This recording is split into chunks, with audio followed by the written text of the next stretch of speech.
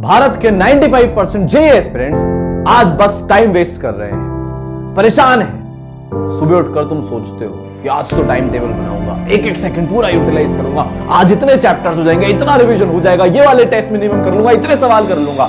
पर रात को आकर होता क्या है? वही बैकलॉग, वही सवाल नहीं बनना, वही टेस्ट में नंबर नहीं आना, डिस्ट्रैक्शन के चक्कर में टाइम वेस्ट करना और ये सवाल पूछना कि क्या बचे हुए टाइम में 99 परसेंटाइल पॉसिबल है कि नहीं है। आज का ये वीडियो उन बच्चों के लिए है, सिर्फ उन बच्चों के लिए जिनमें वो जान बाकी है, जिसमें वो अरमान बाकी है कि चाहे कुछ भी हो जाए, आज मेरी कैसे भी स्थिति हो, मुझे 99 परसेंटाइल वो भी फर्स्ट अटेम्प्ट में लेकर आने हैं। आज हम बात करेंगे वो स्ट्रैटेजी की, वो रोड मैप की, वो माइंडसेट की, जिससे जो इम्पॉसिबल सा लगने वाला टास्क है हमारी करंट हालत को देखते हुए 99 परसेंटाइल फर्स्ट अटेम्प्ट में वो पॉसिबल होगा। तो यार अगर अंदर इच्छा शक्ति हो, पेरेंट्स के चेहरे पर वो खुशी देखना चाहते हो, उनके मुंह से ये निकले मेरे बच्चे के 99 परसेंटाइल आए, मेरा बच्चा IITian है, ये देखना चाहते हो, अपने लिए करना चाहते हो, अपनी खुशी के लिए करना चाहते हो, तो सबसे पहले तो कॉपी पेन ले आओ। 6 पॉइंट आज बताने वाला हूं, बहुत क्विक वीडियो होने वाला है, टाइम वैसे भी नहीं है। पूरे अटेंटिव होकर, नींद आ रही है तो जाकर मुंह धो लो, पर पूरा अटेंटिव होकर इन 6 पॉइंट्स को समझना, इसमें सब कुछ कवर्ड है। माइंडसेट क्या होना चाहिए, daily time table, schedule, routine, जो भी तुम बोलते हो वो क्या होने चाहिए, सब्जेक्ट वाइज हमारी अप्रोच कैसी होनी चाहिए, इंपॉर्टेंट चैप्टर्स कौन से हैं, छोड़ने कौन से चैप्टर्स हैं, हमको क्या एग्जैक्टली करना है अगले 2 महीने में, चाहे हम एक 12th के बच्चे हैं, चाहे हम एक ड्रॉपर हैं, एक एक बात आज आपको बताने वाला हूं। और इन्हीं सब चीजों को सुनकर, फॉलो कर पिछले साल 1400 बच्चा IITian बना था। हजारों बच्चे अब तक 99 परसेंटाइल लेकर आ चुके हैं अपने फर्स्ट अटेम्प्ट में। तो सबसे पहले तो यार जो सबसे बड़ा क्वेश्चन तुम्हारे दिमाग में आज चल रहा है कि सर क्या पॉसिबल भी है क्या 2 महीने में 99 परसेंटाइल लाना, आप ही बता दो। क्योंकि अगर आप बोल दोगे नहीं होगा, पॉसिबल नहीं है, तो हम मेहनत छोड़ देंगे, फिर तफरी करेंगे, डिस्ट्रैक्टेड रहेंगे, टाइम पास करेंगे। अगर तुम्हारे माइंडसेट है तो वैसे भी पॉसिबल नहीं है। कुछ अगर प्रूफ चाहिए हो तो दीपक कुमार 1.5 महीने में 45 परसेंटाइल से 99.7 परसेंटाइल का बंदे ने जंप कर लिया। ऑलमोस्ट 5.5-6 लाख रैंक उसने इंप्रूव कर ली। एक एग्जांपल काफी होता है जिंदगी में कि अगर एक कर सकता है तो फिर कोई भी कर सकता है। मैं तो बोल रहा हूं अगर आज तक किसी ने नहीं किया, सारी दुनिया तुमसे यही तो बोलती है अब नहीं होगा बेटा। 12th वाले तो वो बोलते हैं कि बेटा पहले 12th का कर ले, बोर्ड में तो तू उतने नंबर लिया, फिर बाद में जेईई मेंस एडवांस देखेंगे, यही सुनने को बोलते हो, टॉन्ट सुनने को बोलते होंगे, अब तक तो तूने कुछ भी नहीं किया, अब क्या कर लेगा या कर लेगी, ड्रॉपर हो तो ये साल भी वेस्ट कर दिया, हमने तो बोला था कि मत कर, प्राइवेट कॉलेज में ले ले, अपनी जिद पे बेटा तो अड़ गया, अड़ गई, और आज देख वापस से वही हालत है। ये सारी चीजें तुमको सुनने को मिलेगी जैसे जैसे एग्जाम पास में आएगा। रिश्तेदार, दोस्त, ये तुमको ज्यादा टॉन्ट मारना शुरू करेंगे, वो रुकेंगे नहीं। अब तुमको डिसाइड करना है कि तुम वही जिन्होंने कुछ नहीं किया, जिनसे नहीं हुआ, उस कैटेगरी में बैठना चाहते हो कि वो इम्पॉसिबल को जिन्होंने पॉसिबल करके दिखाया, जिसकी मिसाल अगले कुछ सालों तक सुनाई जाएगी कि देखो उस बच्चे ने किया था, कुछ नहीं आता था, 0 पर बैठा था, बैकलॉग्स थे, बिल्कुल बेकार हालत थी, और वो फर्स्ट अटेम्प्ट में 99 परसेंटाइल लेकर आई। उसके बाद उसने एडवांस की तैयारी करी और वो IIT बॉम्बे फोड़ दिया। तुम डिसाइड कर लो। समझ में आ गई? ले आए कॉपी पेन, शुरू करें। सबसे पहला पॉइंट, अभी नहीं तो कभी नहीं। अच्छा एक चीज और क्लियर कर देता हूं, मैं आपको कोई इंजेक्शन नहीं लगाने वाला हूं कि नस में लगा दिया सीधा 99 परसेंटाइल, लोडिंग, एग्जाम के दिन गए, कुछ लिख कर आ गया, 99 परसेंटाइल आएगी, नहीं, मेहनत तो करनी पड़ेगी। दूसरा, अगर आपको कहीं से गलतफहमी भी इतनी सी वैसे अब तो नहीं होगी कि आसान होने वाला है, तो बिल्कुल आसान नहीं होने वाला है। 11-12 लाख बच्चा लगा पड़ा है, आपके जैसे ही मेहनत करने की सोच रहा है, उसमें से 7-8 लाख तो फिर भी नहीं करेंगे। अब वो बचे हुए 3-4 लाख बच्चे रोज के 12 घंटे पढ़ने वाले हैं, उसमें से 10,000 बच्चा 99 परसेंटाइल लाने वाला है। अब तुमको डिसाइड करना है कि तुमको उस 99 परसेंटाइल वाले क्लब में आना है कि नहीं आना है। तो सबसे पहला पॉइंट तो अभी नहीं तो कभी नहीं। देखो यार वो वाले दिन होते ना कि यार हम अपनी जिंदगी की सबसे ज्यादा मेहनत करेंगे, एग्जाम से पहले वाले जो दिन होते हैं, अभी वो वाला टाइम है। इसके बाद आपको ये कभी कहने का ही मौका नहीं मिलेगा कि यार बाद में कर लूंगा, बाद में नहीं आने वाला है। तो सबसे पहली प्री रिक्विजिट अगले 5 पॉइंट्स की, या जिंदगी में अगर आप कुछ करना चाहते हो, 99 परसेंटाइल अगर लेना चाहते हो स्पेसिफिकली, तो जो सबसे जरूरी चीज है वो है 12 आवर्स मिनिमम स्टडी। ये 6 के 6 पॉइंट जो मैं बता रहा हूं इनको कमेंट्स में लिख देना और नीचे उसमें ऐड कर देना। मैं कमिट करती हूं कि अगले 60 दिन या जितने भी दिन बचे हैं, हर दिन ये 6 के 6 पॉइंट मैं फॉलो करने वाली हूं, और उनको एडिट करते रहना जैसे जैसे आपको टाइम मिले। समझ में आ गई बात? पक्का है? तो 12 घंटे की हमको डेली मिनिमम पढ़ाई करनी है। पर सर आपने तो बोल दिया हमसे होती ही नहीं है, तो आज आपको एक नया तरीका बताता हूं। आपके लिए एक नया तरीका लेकर आया हूं। मेरे को याद आया कि यार मैं अपने टाइम पर ये करता था, फिर मैंने पिछले साल एक बच्चे को बोला था ये करने के लिए, उसने क्या, और वो फिर 6 घंटे की पढ़ाई से 12 घंटे की पढ़ाई में पहुंच गया।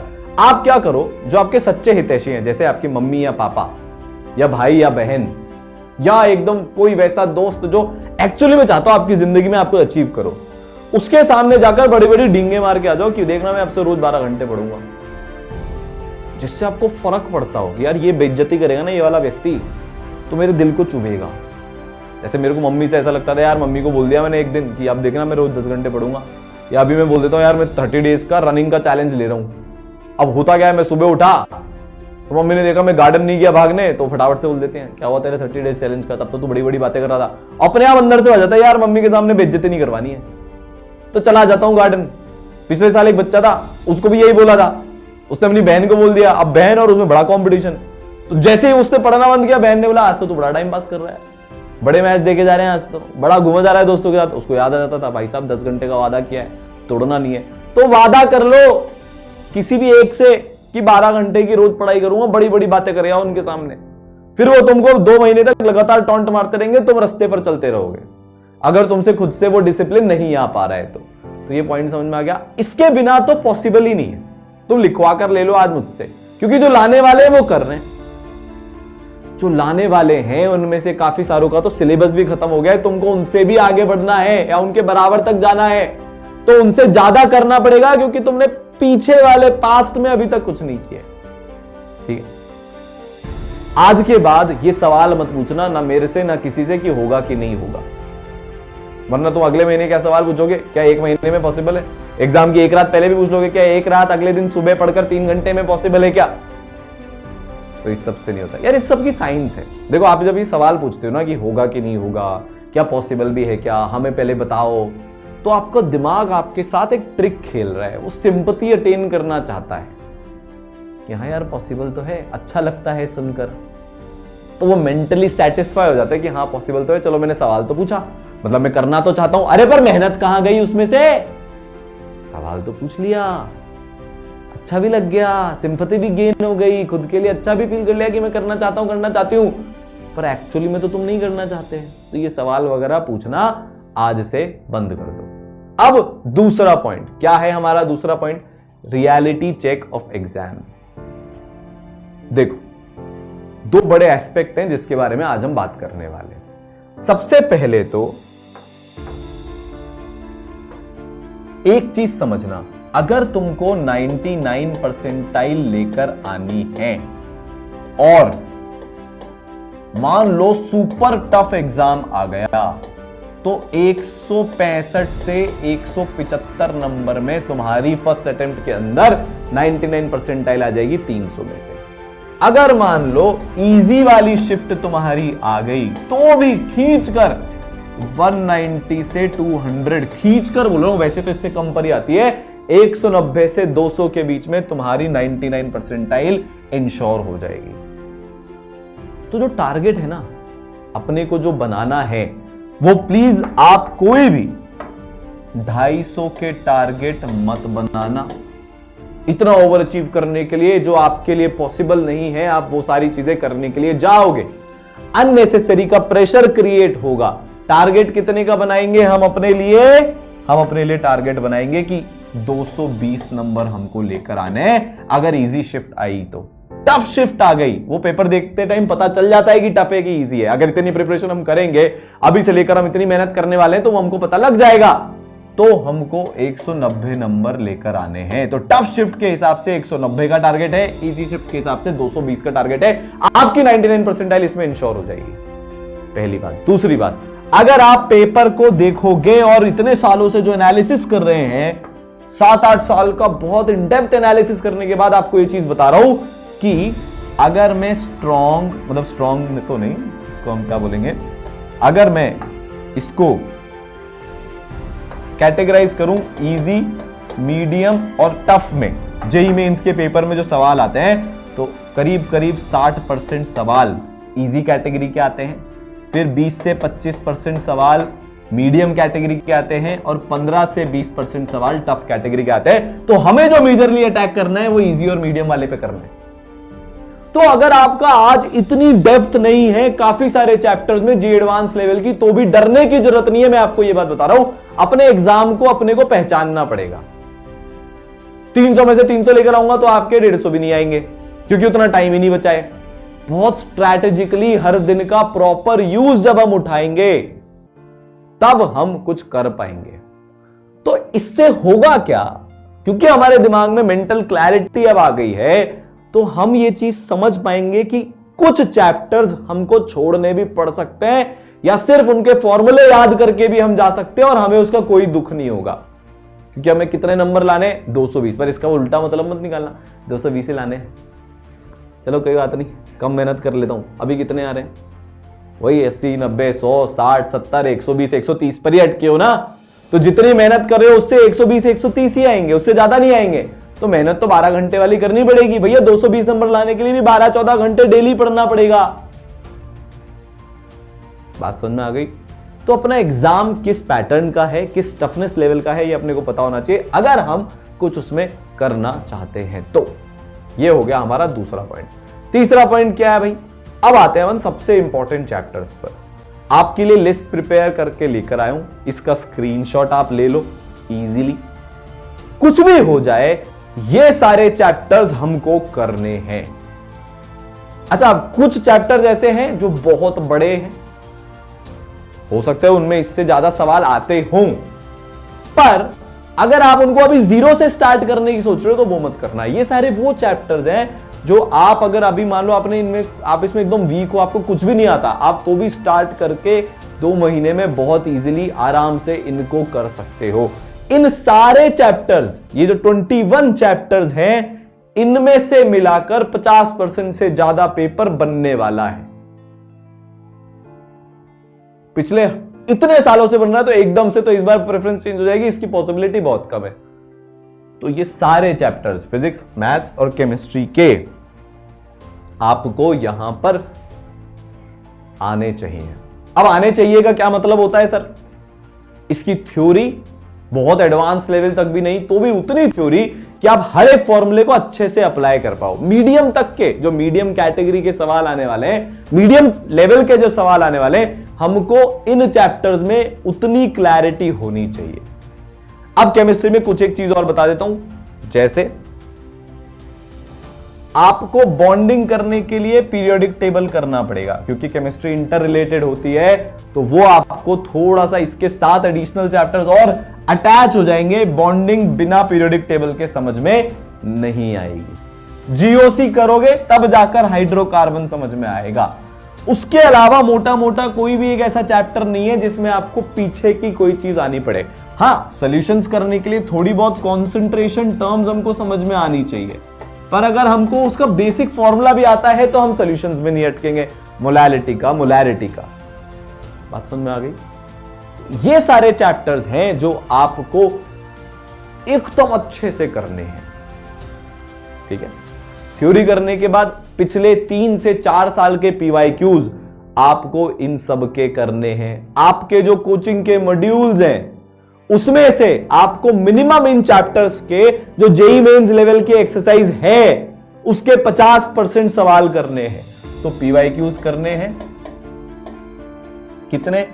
3 से 4 साल के मैक्सिमम, और मॉड्यूल्स के जेई मेन लेवल की एक्सरसाइज के आपको क्या करने हैं, मिनिमम 50% सवाल करने हैं। ठीक है, अभी बताऊंगा कि हमारा डेली का शेड्यूल कैसा होना चाहिए, कैसे इन सबको अप्रोच करना है। मैक्सिमम बच्चों ने अभी तक इन सारे चैप्टर्स में से हर चैप्टर को एक ना एक बार तो किसी ना किसी लेवल पर कर लिया होगा। एकदम जीरो तो कोई भी नहीं होगा। एनसीईआरटी तो एटलीस्ट हमने पढ़ ली होगी, नहीं भी पढ़ी होगी तो भी कोई बात नहीं, अब से पढ़ना शुरू करेंगे। ठीक है, क्लियर हो गया। ये है हमारे सबसे इंपॉर्टेंट वाले चैप्टर्स। अब चौथा पॉइंट क्या था भाई, स्ट्रॉन्ग, मीडियम, वीक अब सबसे ज्यादा मैटर करने वाला है। अब इस पॉइंट को समझेंगे। मोस्टली बच्चा यहीं पर गलती करता है और यहीं पर उसकी 99 परसेंटाइल लूज हो जाती है। सबसे पहले आपके पास जितने भी चैप्टर्स हैं आपको उनको स्ट्रॉन्ग, मीडियम और वीक कैटेगरी में डालना है। अब सर हमको कैसे पता चलेगा कि स्ट्रॉन्ग है कि मीडियम है कि वीक है? देखो, वीक का मतलब क्या होता है, आपने उसकी सिर्फ थ्योरी पढ़ी है और वो भी आपको बिल्कुल याद नहीं है, आपको कुछ नहीं समझ में आया था उस चैप्टर में, आपने उसका कोई सवाल नहीं किया, कोई टेस्ट नहीं दिया, तो वो आपका वीक है। मीडियम क्या होता है कि भाई साहब हमने थ्योरी पढ़ी थी, कोशिश करी थी, अच्छे से करी थी, पर हमसे उसके 10-20% से ज्यादा सवाल नहीं बने और टेस्ट में भी हमारे उसमें बहुत कम नंबर आए थे, वो होता है मीडियम। और स्ट्रॉन्ग क्या होता है कि यार हाँ 50% से ज्यादा हम उसके टेस्ट में स्कोर कर लेते हैं, हमने सवाल भी किए हैं, पीवाईक्यूज भी करे और हमने थ्योरी उसकी रिवाइज भी कर ली है। तो हर चैप्टर को, जितने भी चैप्टर आपके सिलेबस में है, जो नया अपडेटेड सिलेबस उसके हिसाब से आप कैटेगराइज कर लो। ठीक है, समझ में आ गई बात? अब इनको कैसे डील करना है वो समझते हैं। हमको क्या करना है, वीक को मीडियम में पहुंचाना है, मीडियम को स्ट्रॉन्ग में पहुंचाना है। दोनों की स्ट्रेटेजी अलग होने वाली है।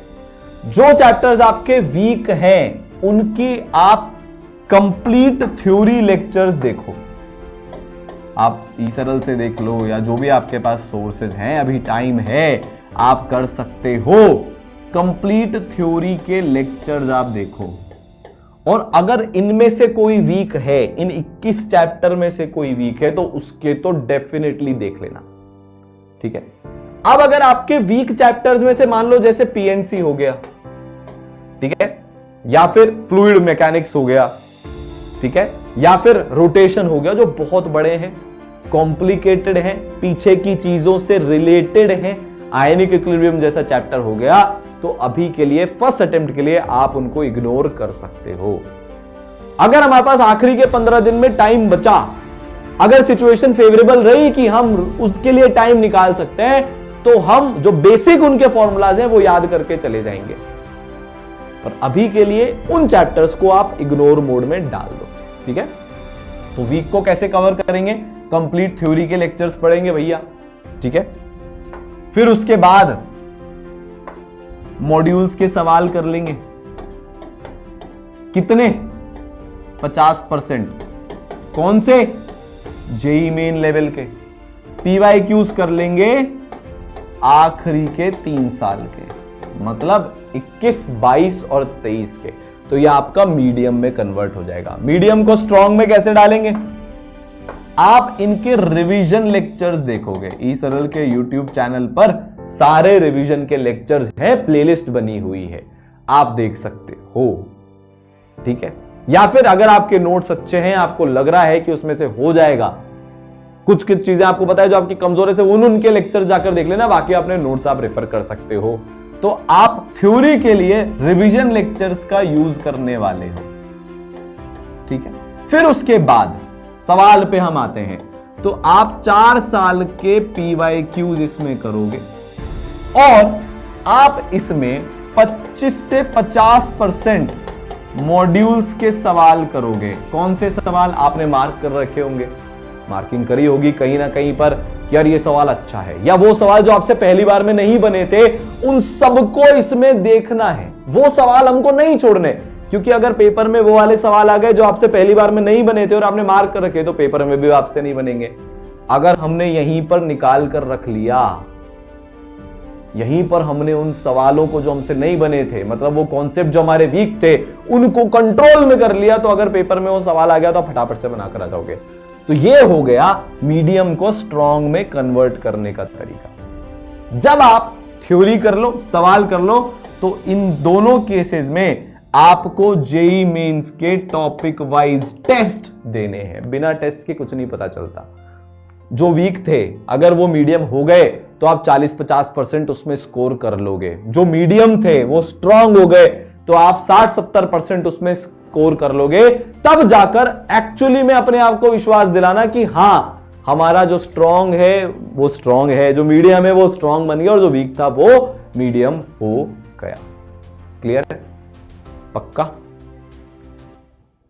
अब थोड़ी बहुत सब्जेक्ट वाइज टिप्स की बात कर लेते हैं, कैसे करने हैं। केमिस्ट्री में अगर मैं ओसी और आईओसी की बात करूं तो एनसीईआरटी अब बहुत ज्यादा इंपॉर्टेंट है। आप किसी भी चैप्टर के एनसीईआरटी को छोड़कर नहीं जाओगे।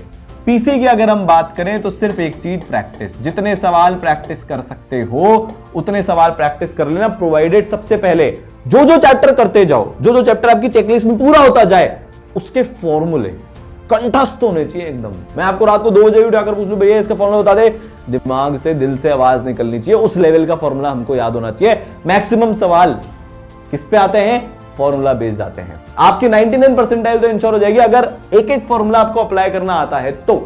ठीक है? मैथ्स के अंदर सिर्फ एक चीज, प्रैक्टिस, प्रोफाइल बेस्ड प्रैक्टिस कि यार कौन से प्रोफाइल कैसे अप्लाई होते हैं। ठीक है? जैसे डेफिनेट इंटीग्रेशन में आपके पास इतनी सारी प्रॉपर्टीज होती हैं, कौन सी सिचुएशन में कौन सी प्रॉपर्टी लगेगी ये आपके दिमाग में अगर क्लियर है तो आप फोड़ दोगे। कोनिक सेक्शन इतना स्कोरिंग होता है क्योंकि उसमें आप वैल्यू डालकर क्रॉस वेरीफाई कर सकते हो कि मेरा आंसर सही है कि नहीं है। तो कौन सा चैप्टर का सवाल है, फिर उसमें कौन सा फॉर्म है, या जो भी उसमें चीजें होती है वो आपको एकदम क्लियर होना चाहिए, तब जाकर मैथ्स आपका बनेगा। फिजिक्स में थोड़ी सी फील की जरूरत पड़ेगी, आपको चीजों का वाय पता होना चाहिए है, और फाइनली इसमें भी आपको प्रैक्टिस करना पड़ेगा खूब सारा, तब जाकर कुछ बात बनेगी। तो अब हम सिर्फ बैठकर थ्योरी नहीं पढ़ सकते। अब वो टाइम गया, हमको अपने टाइम को इस तरह से बांटना पड़ेगा कि थ्योरी के साथ साथ हम प्रैक्टिस भी कर रहे हैं और जो हमने पढ़ा है हम उसका रिवीजन भी कर रहे हैं। तो इससे अपन आते हैं अपने नेक्स्ट पॉइंट पर, और वो है कि हमारा डेली शेड्यूल कैसा होना चाहिए इन सारी चीजों को अकोमोडेट करते हुए। तो डेली शेड्यूल कैसा दिखना चाहिए हमारा डेली शेड्यूल? हमको वीक को कन्वर्ट करना है मीडियम में, मीडियम को कन्वर्ट करना है स्ट्रांग में। मतलब हमको नई चीजें पढ़नी पड़ेगी तभी जाकर होएगा। हमको कुछ नहीं आता इसलिए तो वो वीक है, हमको कुछ नहीं आता इसलिए तो वो मीडियम है। तो सबसे पहले तो आप अपने सिलेबस कंप्लीशन के पीछे भागो। तो अब जो अगले 30 डेज हैं इसको हम 2 पार्ट में ब्रेक कर रहे हैं, नेक्स्ट 30 डेज उसके बाद के नेक्स्ट 30 डेज। तो जो नेक्स्ट 30 डेज हैं उसमें आप 60% टाइम वीक और मीडियम चैप्टर्स को पढ़ने के लिए देने वाले हो। क्या करने वाले हो? 60% टाइम आप सिलेबस कंप्लीशन को देने वाले हो, जिसमें आपका थ्योरी भी हो गया, आपकी प्रैक्टिस भी हो गई और आपकी टेस्ट गिविंग भी हो गई। बचा हुआ 40% टाइम आप रिवीजन को देने वाले हो। अब जो मॉर्निंग आवर्स हैं, जो सबसे प्राइम टाइम होता है, जो आपका सबसे वीक चल रहा है ना, चाहे वो मैथ्स हो, चाहे वो फिजिक्स हो, चाहे वो केमिस्ट्री हो, जो सबसे वीक है, 1.5 घंटा सुबह का 2 घंटा उसके लिए डिवोट करो। हमारे दिमाग की मैक्सिमम पावर हमारे वीकनेस को तोड़ने के लिए काम में आनी चाहिए। समझ में आ गई बात? तो सुबह का टाइम जो है, पीक टाइम जिसको हम बोलते हैं, उसको हमको देना है हमारी सबसे कमजोर चीज को हमारी स्ट्रेंथ में बदलने में। ठीक है? उसके अलावा आपको एक्सपेरिमेंट कर सकते हो या फिर अपने अंदर एक क्लैरिटी लानी पड़ेगी कि यार मेरे लिए रिवीजन का टाइम कौन सा बेस्ट है। मैं ये नहीं बोल सकता कि रात को रिवाइज करना, सुबह नई चीज पढ़ लो, आपके ऊपर डिपेंड करता है। पर मोटा मोटा टाइम ड्यूरेशन ये होना चाहिए कि 60% सिलेबस कंप्लीशन में जा रहा है, 40% रिवीजन में जा रहा है। रिवीजन में भी सिर्फ थ्योरी नहीं होगा, सवाल भी रिवाइज होंगे। वो टेस्ट के अच्छे सवाल भी रिवाइज होंगे जो हमने मार्क कर रखे हैं, नहीं कर रखे तो भी सवाल तो रिवाइज करने हैं। तो ये 40% के रिवीजन के टाइम में थ्योरी प्लस क्वेश्चन प्रैक्टिस दोनों हमारा जाएगा। इनफैक्ट टेस्ट भी जाएगा। रिवीजन में हम टेस्ट देने को भी काउंट करेंगे। जैसे अगर कोई से चैप्टर का टॉपिक वाइज टेस्ट आपने अभी तक नहीं दिया है, वो आपका स्ट्रॉन्ग चैप्टर है, तो स्ट्रॉन्ग चैप्टर का टेस्ट दे दो। वो सबसे बेस्ट प्रैक्टिस है। जितनी प्रैक्टिस आप टेस्ट के फॉर्म में करोगे उससे अच्छा कुछ भी नहीं हो सकता। क्लियर है? बात समझ में आई? तो ये हमारा हो गया डेली का शेड्यूल फॉर नेक्स्ट 30 डेज। अब बचे फाइनल 30 डेज। फाइनल 30 डेज में हम 80% टाइम किसको देने वाले हैं? स्ट्रॉन्ग एंड मीडियम चैप्टर्स को, इनके रिवीजन को हम देने वाले हैं। तो हमने जितने भी चैप्टर्स को वीक से मीडियम में डाला, मीडियम से स्ट्रॉन्ग डाला, उन सब का रिवीजन कहां पर होगा? यहां पर। इस टाइम पर जो रिवीजन बच गया था हमारी स्ट्रेंथ का, वो कब होगा? इस टाइम पर। तो लास्ट के 30 डेज में एक बार पूरा आपका रिवीजन दोबारा से हो जाएगा आपके मीडियम और स्ट्रॉन्ग चैप्टर्स का। और जो 20% का टाइम बचा हुआ है, वो इंपॉर्टेंट चैप्टर्स जो मैंने बताए, उनमें से जो चैप्टर्स आपके वीक में छूट गए हैं उनको कवर करने में जाएगा। ऑब्वियस सी बात है, ईसरल की मेगा रिवीजन सीरीज आप सबके लिए आएगी, तो रिवीजन की टेंशन आपको बिल्कुल नहीं लेनी है, वो हम आपका करा देंगे, वो आपका हो जाएगा, वो डन है। समझ में आ गई बात? ठीक है, तो ये अपनी पूरी स्ट्रैटेजी रहने वाली है अगले 2 महीने की, जिसमें सारे पॉइंट्स मैंने इंक्लूड कर लिए। अब बात बचती है फाइनल एक चीज, जिसके बिना कुछ भी पॉसिबल नहीं है, और वो है एटीट्यूड। देखो, अगर तुम खुद पर विश्वास नहीं रखने वाले हो ना, और बार बार सेल्फ डाउट आने वाला है, क्योंकि अभी मैंने बता दिया, तो ऐसा नहीं होगा कि एकदम से टेस्ट में नंबर बढ़ जाएंगे। ऐसा नहीं होगा कि तुम 7 घंटे पढ़ रहे हो 14-14 घंटे पढ़ने लग गए। चीजों को इंप्रूव होने में समय लगता है। आज तुम 8 ही घंटे पढ़े, तो प्लीज खुद को कोसना मत, खुद को डांटना मत, रिग्रेट में 1 घंटा या अगले दिन की सुबह वेस्ट मत करना। अपने गंदे वाले रिलेटिव तुम मत बनना यार, जो तुमको डांटते हैं, जो तुमको नीचे खींचते हैं। उसके लिए दुनिया काफी है। पॉजिटिव माइंडसेट रखना है। आज 1 घंटा इंप्रूव किया, कल से 1 घंटा और, परसों 1 घंटा और, तरसों 1 घंटा और, होगा। 30% टेस्ट में नंबर आ रहे हैं, डरने की कोई बात नहीं है। इंक्रीमेंटल अप्रोच का, इंक्रीमेंटल इंप्रूवमेंट की तुम्हें पावर दिखाता हूं। अगर तुम हर 7 दिन में 10 नंबर इंप्रूव करते हो, जो बहुत बड़ी बात नहीं है। 7 दिन में 10 नंबर इंप्रूव करने का मतलब हो गया ऑन एन एवरेज 3 क्वेश्चन। किसी में आपके 3 सही होंगे, किसी में 2 सही होंगे। एक्स्ट्रा जो अभी हो रहे थे, तो आपके 10 नंबर बढ़ जाएंगे। तो अगर आप 8 हफ्ते तक 10 नंबर इंप्रूव करते हो, तो 80 नंबर इंप्रूव हो जाते। ये मैं मिनिमम बता रहा हूं। 1 हफ्ते में अगर आप इतना पढ़ोगे, तो 10 नंबर तो इंप्रूव होंगे ना। तीसरा, किसी से वैलिडेशन मत मांगना आज के बाद कि आप कर सकते हो कि नहीं कर सकते हो। जब तुम खुद पर खुद विश्वास नहीं करोगे, तो पड़ोसी कैसे विश्वास करेगा? और वो क्यों करेगा? उसका क्या जा रहा है? करियर तुम्हारा है, विश्वास भी तुम्हें रखना पड़ेगा। तो एक विनर्स का एटीट्यूड होता है, वो 2 चीजों पर विश्वास रखते हैं, मेहनत पर और खुद पर। और लूजर का होता है, वो इन दोनों के अलावा बाकी सब चीजों में विश्वास रखते हैं। वो ना मेहनत करते हैं, ना खुद में विश्वास रखते हैं, तो उनका कुछ भी नहीं होता। तो अगर सिग्मा माइंडसेट जिसको बोला जाता है, आजकल काफी पॉपुलर है, गीगा चैड माइंडसेट जिसको बोला जाता है, जो भी तुम उसको मानो, वो होगा तो 99 परसेंटाइल होगा, वरना कुछ नहीं हो सकता। समझ में आई बात? क्लियर है? तो इस पूरी चीज को फॉलो करो। एक दिन का मोटिवेशन इसको मत बनाना, इसको प्रोसेस में लेकर आना। रोज थोड़ा थोड़ा। कंपटीशन किससे करना है? वो 10 लाख बच्चे से करना है क्या? बिल्कुल नहीं करना, सिर्फ खुद से। क्या जो मैं कल था, मैं आज उससे बेटर हूं क्या? अगर हां इसका जवाब आ रहा है, अगले 60 दिन तक तो 99 परसेंटाइल तुम्हारी कोई नहीं रोक सकता, ये मैं लिख को दे रहा हूं। पर अगर एक भी दिन इसका ना जवाब आ रहा है, तो फिर यार थोड़ा सा मुश्किल हो जाएगा। जो भी मैं आज हूं, कल उससे बेटर होऊंगा, परसों में कल से बेटर होऊंगा, तरसों में परसों से बेटर होऊंगा। देख लेना, तुम फोड़ोगे। All the best.